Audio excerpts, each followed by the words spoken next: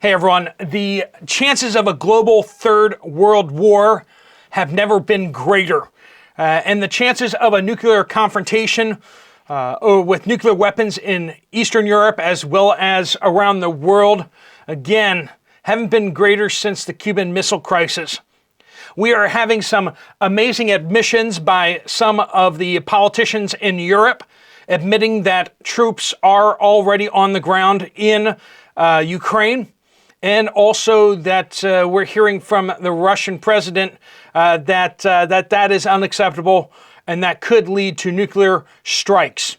That there could be a nuclear confrontation and that war with NATO is on the table. We're going to jump into that and give you some of the specifics of what's going on, who said what, and just to give you an idea of how serious things are right now. The people that said these things are being attacked all over the place.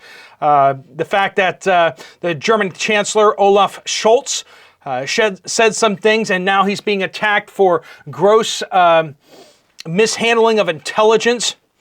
Once again, the fact that they're attacking these comments verifies the comments are accurate.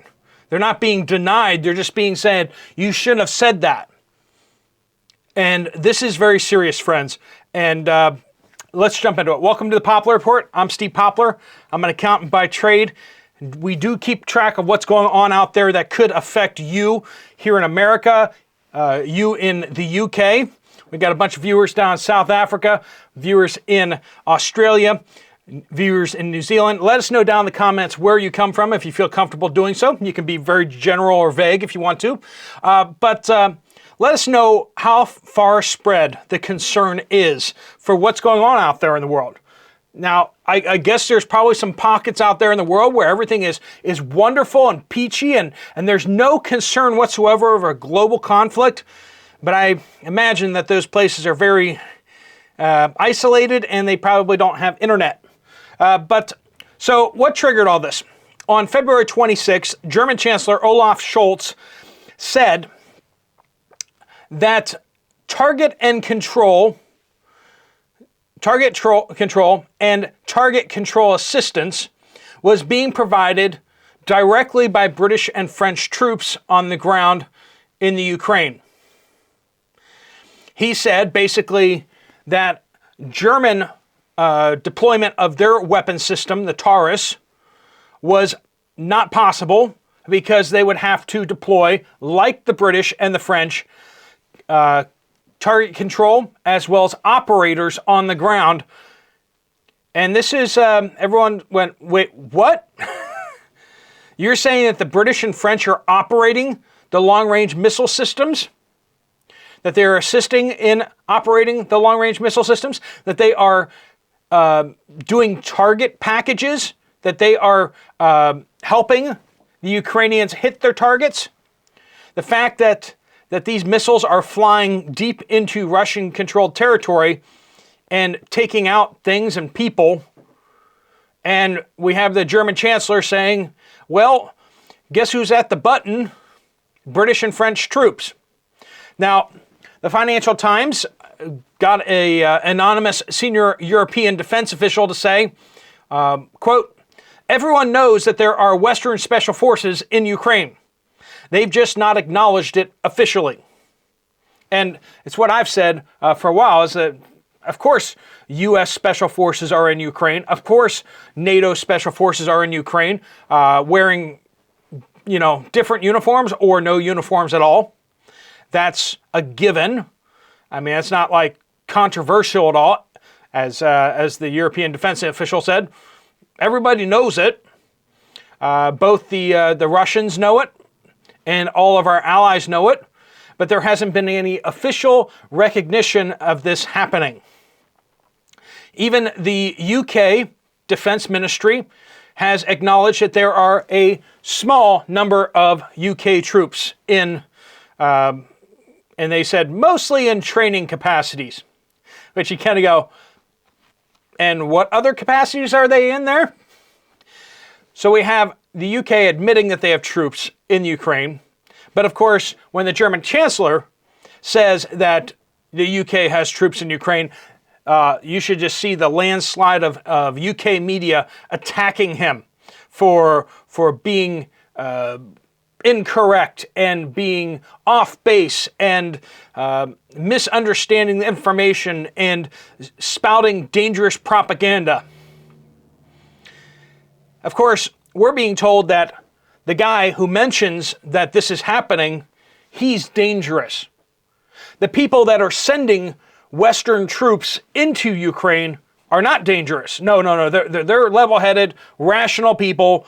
The people that speak truth, these are the people that are causing danger and are causing damage out there. Well, Vladimir Putin just gave his, essentially his State of the Union over in Russia.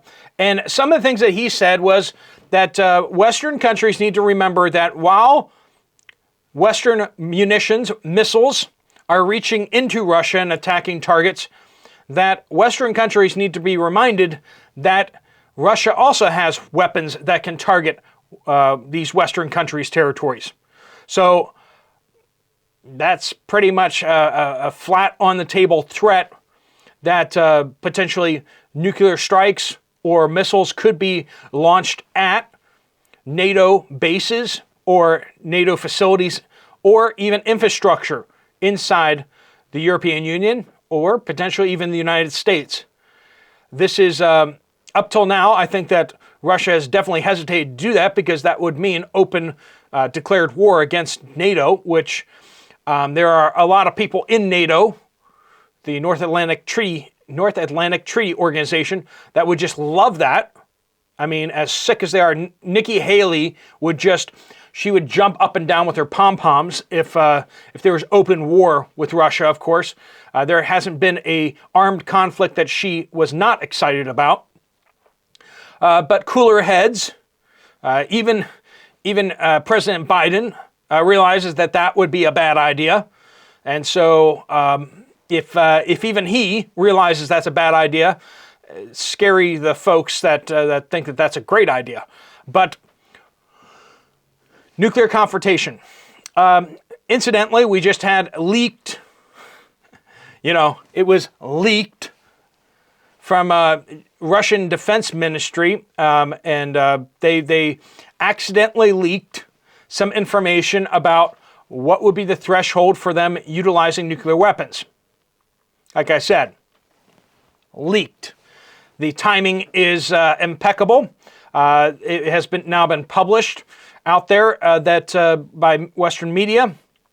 But basically, one of the things that supposedly is shocking people is that the threshold for using nuclear weapons by Russian forces is much lower than expected. Triggers such as 20% of the ballistic missile fleet being destroyed. If they lose 20% of their ballistic missile forces on sea, they plan on utilizing nuclear weapons.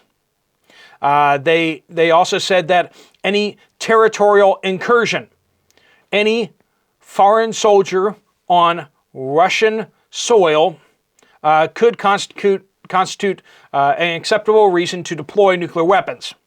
So in their war game scenarios, they had a war game scenario with Russia fighting against China, and Chinese forces crossing into Siberia were grounds for them using nuclear weapons to break up the attack formations.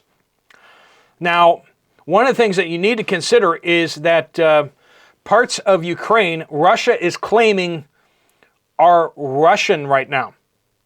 And we also have a whole situation brewing in eastern Moldova. Transnistria, I don't know how to pronounce that, but the breakaway province in Moldova, which already has Russian troops there, has officially met and asked for Russian protection. Now, this is butting up against the Ukrainian border on the other side. Moldova has been making a hard beeline towards NATO and the European Union recently, and Transnistria is just like, no, we don't want to do that. In fact, we are asking for Russian support, Russian protection. Now, I'm not exactly sure how Russia would get more troops there or resupply troops, because the only way to get to Transnistria by waterway is basically right through Ukrainian waterways. I mean, you'd have to go up this narrow channel that has both banks are Ukrainian. I don't know how a Russian ship is supposed to get up that and resupply the troops in Transnistria. But there are a number of troops in Transnistria already that are Russian. And so if the Russians were able to stage troops there, that would definitely put a big threat on the underbelly of Ukraine. They would threaten a large portion of western Ukraine. We're watching that situation develop. It's kind of one of those things where they're asking for help, but no one can really see a way in which they could help. But if they were able to, that would cause some significant problems. So we have all that happening, and I think one of the things that people are realizing, the U.S. defense officials have come out and said basically that if Russia wins in Ukraine, that would mean war with NATO, direct war with NATO. And I think there's this understanding that Russia can't win in Ukraine, at least from Western military perspective. But at the other side of things, there's this understanding that Russia can't lose in Ukraine either. If Russia loses in Ukraine, then that would probably push them to use nuclear weapons, whether in Ukraine or in general. And so there is this attempt to keep a status quo, a balance, where Russia is being blocked from advancing, but yet not stopped completely. Because if they are, then the situation would be just, might become a nuclear escalation. And so this situation over in Ukraine is worse than what people are realizing. It's really hanging on the balance of a knife's edge. It could fall either way, and either way is intolerable to one of the parties. Ukraine falling into the hands of Russia, or at least large swaths of Ukraine falling under the Russians, whether the Russians install a puppet state and order the country to be demilitarized. We got to remember how much evidence of crimes are there in that country. The big guy at the top, that's where most of the money was laundered through, was through that country. Billions and billions and billions of dollars going to former business associates of that family. One could say that much of this war has been used to cover up what has actually transpired in the past there.